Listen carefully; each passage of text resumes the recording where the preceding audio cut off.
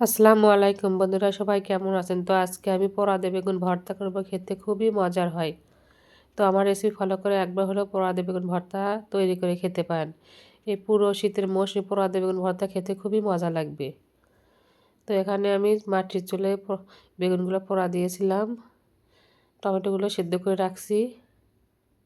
বেগুনের বোটাগুলো আমি ফেলে দিব।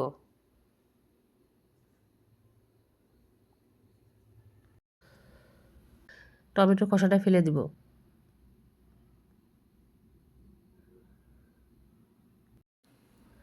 কাঁচামরিচ ভাজি করে রাখছিলাম তেল দিয়ে, সেটা সাইডে রেখে দিলাম। 3টা পেঁয়াজ কুচি, 2টা রসুন কুচি করে ভাজি করে রাখছিলাম তেলটা, সেটাও নিয়ে নিলাম। লবণ দিয়ে কাঁচামরিচ ডলে ডলে ম্যাশ করে নিব। শুকনো মরিচটা ভাজি করে গুঁড়া করে রাখছিলাম, সেটা দিয়ে দিলাম। কাঁচা পেঁয়াজ রসুন আমি দিয়ে দিলাম, দিয়ে ডলে মাখাবো। ভর্তা যত ডলে মাখান যাবে ততই স্বাদ লাগবে।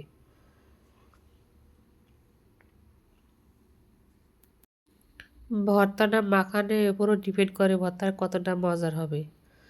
পেঁয়াজ রসুন এখানে ভাজি করে রাখছি, সেটা আমি ডলে আবার মাখিয়ে নেব।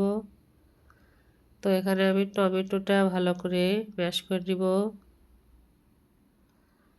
বেগুনটা আগে ভালোভাবে ডলে ভর্তা করে নিয়ে আমি টমেটো একসাথে ভর্তা করলাম। মরিচ ভর্তা কিছুটা আমি সাইডে রেখে দিলাম। তো দেখুন ভর্তাটা আসলে খুবই লোভনীয় লাগছে, খেতেও আসলে খুবই মজার হয়েছিল। তো আপনারা অবশ্যই আমার রেসিপি ফলো করে এরকম করে একবার হলেও তৈরি করে নিতে পারেন। খুবই সহজভাবে তৈরি করা যায়।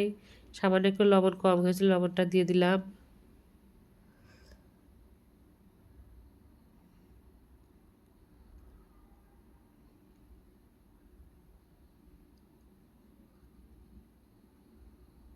তার একটু সরিষার তেল দিলাম।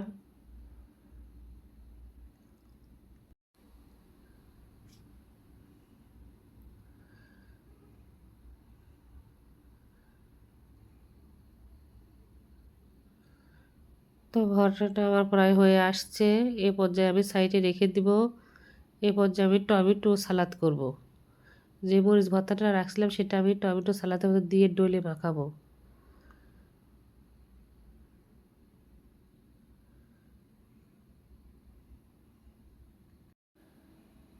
তো এই পর্যায়ে মাখানো হয়ে গেছে, ভাত সাইডে বেগুন ভর্তা টমেটো সালাদ নিয়ে ভাত খাবো।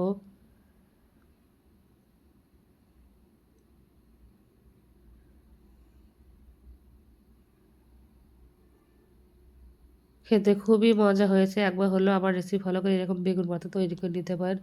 অবশ্যই আমাকে লাইক কমেন্ট শেয়ার করে দেবেন। আমার চ্যানেল নতুন থাকলে অবশ্যই সাবস্ক্রাইব করবেন।